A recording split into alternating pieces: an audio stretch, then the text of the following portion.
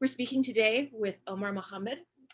Omar is a first-generation Afghan-American designer and programmer. He's interested in creative technology, programming as a design tool, and programming and designing software, particularly for the browser. Omar, it's so good to have you here with us. Thank you for speaking with us, part of the project. Hello, yeah, thank you so much. Good to be here. Thanks for having me. This is the first time that you and I have ever met, and I have heard your name.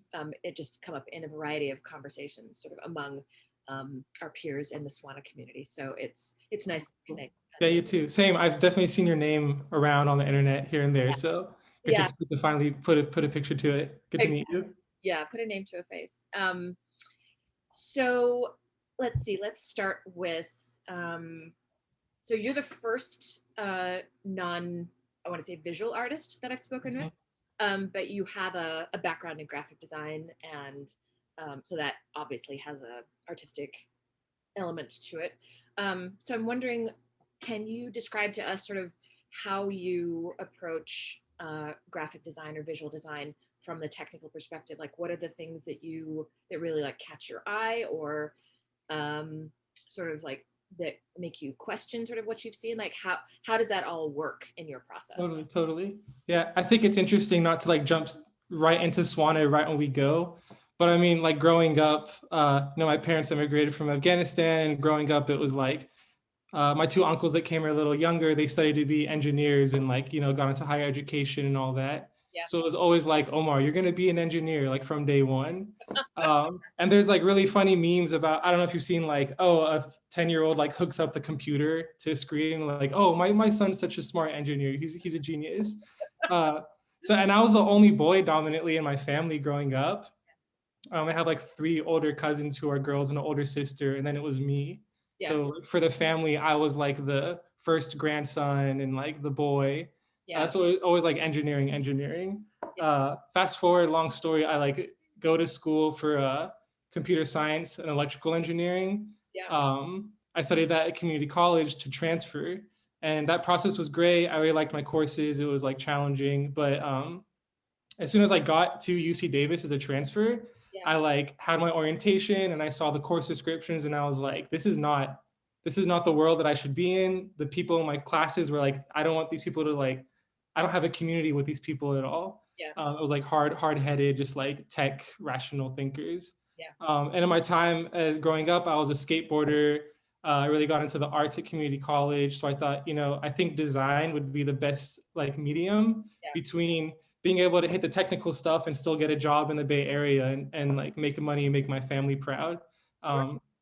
But also as a little way to like keep up a creative practice as well. Yeah. And so within that, I try to like use all of that knowledge and skills I gained from engineering and computer science in my design work. Yeah. And that sort of translated into just creating like custom bespoke interactive pieces on the web, using the browser sort of as a tool to like consume data, present graphics in different ways, make like interactive pieces. It's pretty much how it landed there. Yeah. So if you were to describe if there's such a thing as an average client you work with, who is it? Is it an individual person? Is it an institution? Is it maybe a combination of like a variety of different? Totally. Yeah. So like in the corporate world, as soon as I graduated from UC Davis, I worked at SF MoMA, and I had an internship in the summer, and my title was creative technologist, which is like, whoa, it sounds so cool. But basically it's just like straight up the person who like has sort of a visual art eye, but also has like a really technical background too. Yeah. So if you need them to like whip up a website, they could do that, like an interactive screen or something where like it's like camera based, they can do that. So that was super cool.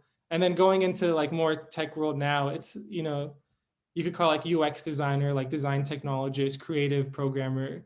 But in my own personal work, it would be like a very like collaborative process with another person where, we would make a website together. And this website would be sort of an antithesis to the modern web design trends. We try to make it really bespoke and custom and have a very artful sense. A big thing that happens to me when I have interviews and these like corporate jobs and clients see my work, they're like, oh, I think you're an artist, dude. You're not really a designer that we can hire. Your work is too out there. It's too different. So in that world, it's too different. In this world, it's like too technical. So I don't know. I think designer matches it up and makes it pretty pretty solid.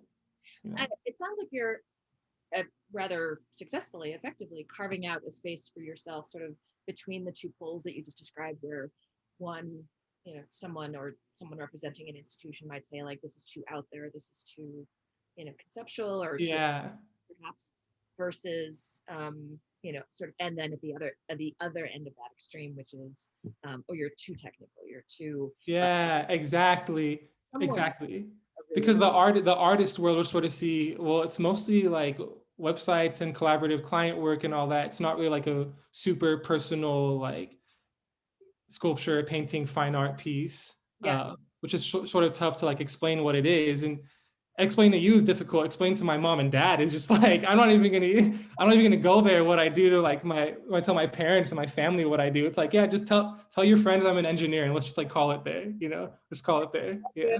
You get to call me out as an engineer and you're happy. Yeah, exactly. And so if my artwork has engineering tendencies, I feel like I had to do that just to like make myself feel better, that my parents won't think I just like fucked up or something. So my dad's like, you program, right? Like I can tell my friends you program, and it's like, yeah, dad, I can do software. Yeah, it's super funny. I think that's something that runs through, and I'm trying not to speak in stereotype, like in the SWANA community, like we're very concerned with pleasing our parents at some point. Yeah, we have to find like what works for us. But somewhere in our heads is like, what will your parents think? That's so true. Yeah. And I feel like sometimes, I mean, I'm like 27 years old now, but when I talk to my white friends about my parents and how they're gonna think and if they're gonna like respect my decisions, they're like, bro, why do you even, what the fuck? You're not a kid anymore. You don't know my parents. Yeah, I'm like, dude, you don't get it, man. It's a whole different world, you know? You don't understand. Yeah, it's like my joke is like they didn't come here, they didn't sacrifice their lives for me to just like fuck around. You know? So it's rough. All right. So did they emigrate directly to the Bay Area, or did you end up here sort of after several or after moving? Yeah. So my dad actually came. My mom and dad met here. Like they met in America. They got married here. But my dad came before her, like the early '80s, and then to the Bay Area specifically. He landed here, like San Bruno, South San Francisco. Then my mom landed in like the Concord area, East Bay. And there's like a pretty prominent Afghan community there. When you're talking about the Bay Area, there in Fremont is like your heavy hitters for Afghans. And so yeah, they straight up came here, and it was just like magically. Sometimes I wonder, how did you guys end up in the Bay? Like we got really lucky that happened. And then you guys ended up meeting here outside of Afghanistan. I thought that was really interesting as well. So I was born and raised like in the same house my whole life in Concord. So we're pretty like Concord native Afghans. Yeah. So that sort of answers the question. One of the questions we've been posing to the artists we're interviewing is, what is your what was your beginning, so to speak, in the Bay Area SWANA community? But like your read here, your parents immigrated to this, you know, totally, yeah, situated themselves in California. So growing up, was that diasporan the Afghan community, was that something that was prominent in your household, like parents and their friends, and like growing up with those kids? And was that something that was like just well represented in your childhood, or in the course of growing up, not just your childhood? Yeah, totally. When I hear stories of when they came here, it was surprising to me like how many Afghans have sort of already established a little bit of like sense of being in the community. It's funny, one of my buddies visited from Portland, she's Afghan, last week, and they're just looking around for an Afghan shop to buy bread, like Afghan naan. Because she was saying in Portland, they don't have anything like that. And I was like, bro, we have like, I can take you like 20 Afghan shops right now. And so thinking about that, referencing your question, it was kind of interesting because I feel like I never really thought we were like in a minority. I don't know. I never thought we were missing or there wasn't enough of us, because sort of everywhere you turned, there was either like a Afghan meat shop or halal shop or a store, or a masjid, a mosque. Yep. You'd run into other Afghans going to the grocery store, going to Costco. Yeah. And so it was just a very normalized thing living in the Bay Area. Yeah. Whereas I feel like people in Portland, it's not even, it's a whole different world in different parts of America, which was really interesting for me to think about. Yeah. And so, yeah, it was always hearing about, you know, in the old days, it was nice because people just showed up to your house. Yeah. And my grandparents, like my grandpa was a pretty like old senior respected member of the community. So people just roll through all the time unannounced. And that was part of the culture. Like you had to be prepped and ready, you know, like ready to go in case somebody comes in. The house is clean. Everyone is yeah, yeah. Which is I feel like a very Swana thing that we all just like get along with on that end. And then as I got older, you know, I was like, I want to sort of get involved in like the Muslim Afghan community and start going. A lot of like my peers went to Sunday school and like Islamic school early on. Yeah. I kind of didn't go just because it wasn't like forced upon me or anything. But in high school, I was like, oh, I want to like get involved in this community and figure out what's going on there as well. Yeah. And that was like a really great learning experience too. Nice. But yeah, I think we're just blessed living in the Bay Area. Is like most Swan. I don't speak for everybody, but I certainly was, and it wasn't too difficult. Besides being in school, where all like this is just like tangent. It's like going on, but you know, I was only in like school when I really realized that you know we were otherized, and there's a lot of other things going on. But when I wasn't in school or like a very like localized environment, I sort of felt chill and like I was seen and everybody was there. Nice.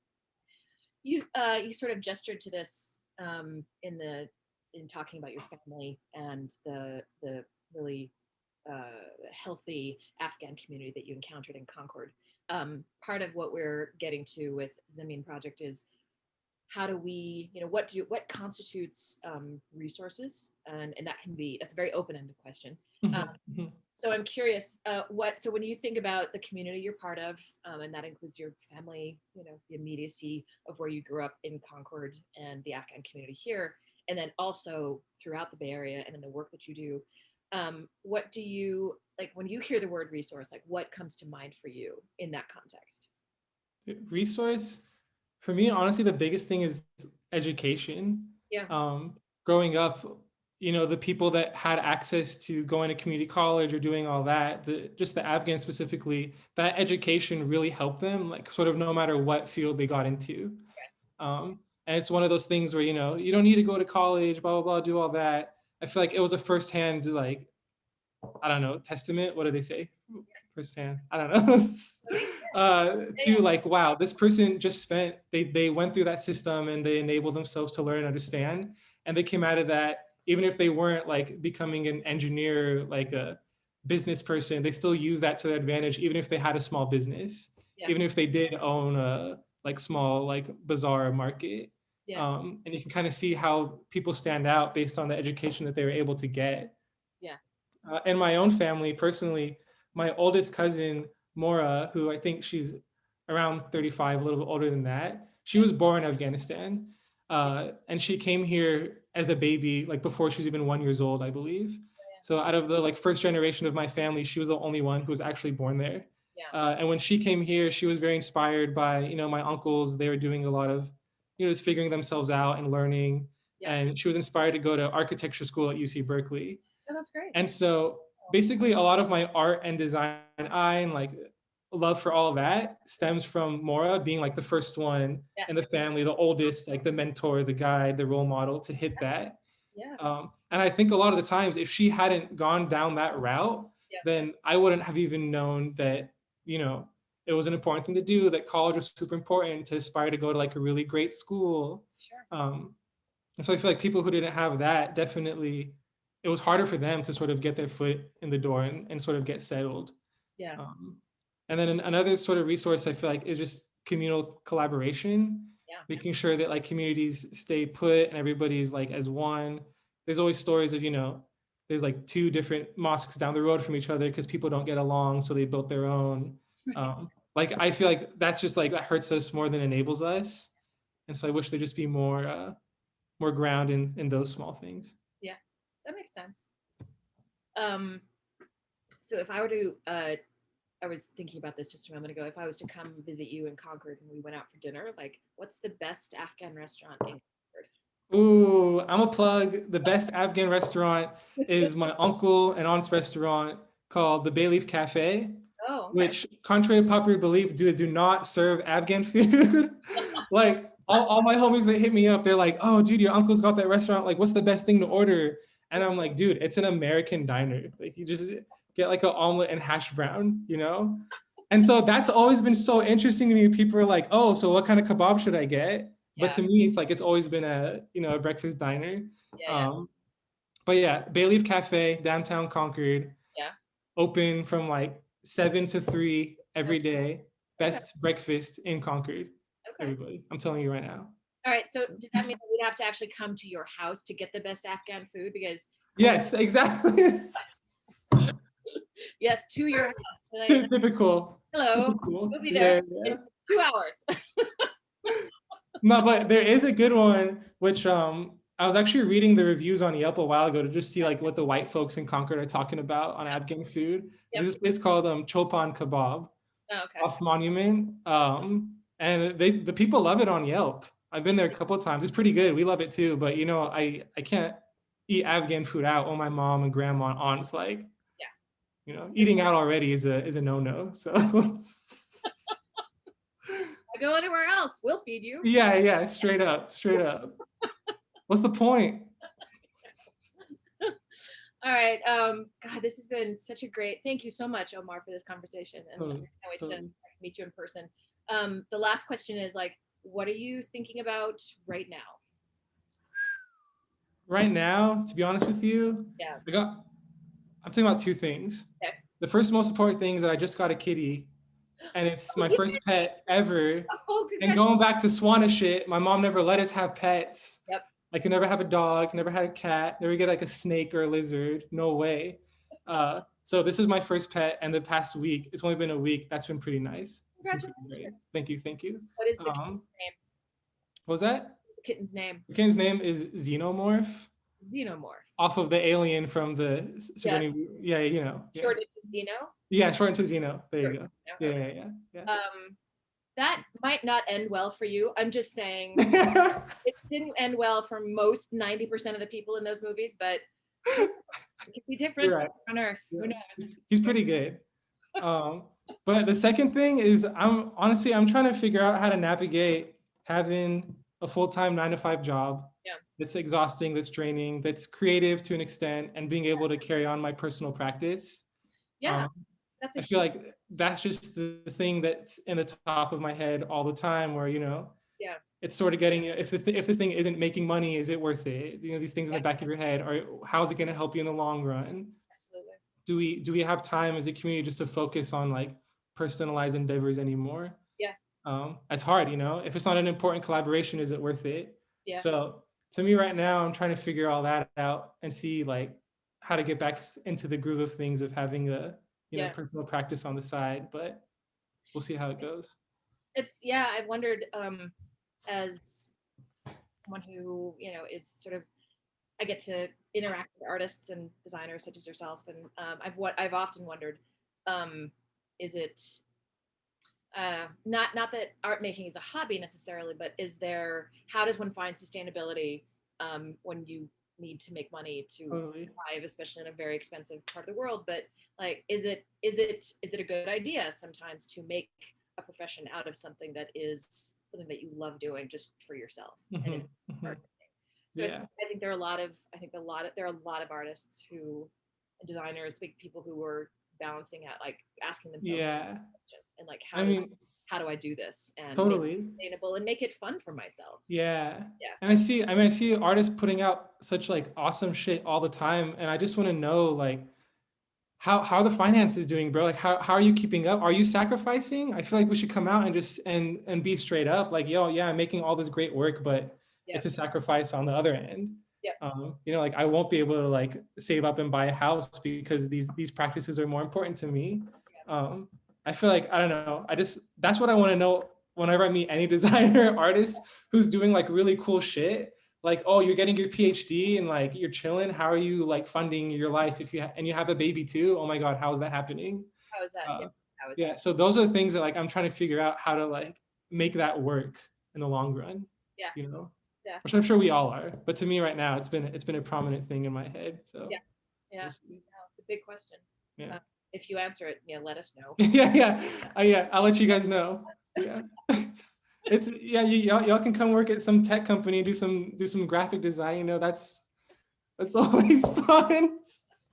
I mean, if it goes anywhere past Comic Sans, like I'm not the person to do this, Yeah. but if that's what it's called for, like I'm there. I'm absolutely there. It's nice now though, because I'll come in with a little bit of a upper hand. They're like, wow, your work is so creative, like guide us, help us, Omar. So You're like a mentor. Yeah, so that's been cool. It's the upper hand. The ones, the companies who like want it, Yeah. But there are definitely some who are like, oh no, you're not a designer. You're an artist. Get out of here. So yeah, we're figuring it out. The burden of wearing such prescriptive labels, mantles. Dude, that's a whole other conversation. I wish I had no. I can do all of these things. Yeah. Labels kill, I feel like sometimes. So. Yeah. Well, thank you, Omar, so much for chatting with us. Of course. Thank you guys. Now we know we have to go to your house to get the best. Hey, come through. No, we'll be there shortly. But thank you so much for speaking with Zamin Project, and best of luck on like all the things that you're doing, and keep us up to date with anything that we should keep our eyes open for. For sure. Thank you so much. Appreciate you guys. Thank you. All right. Have a good day, everybody.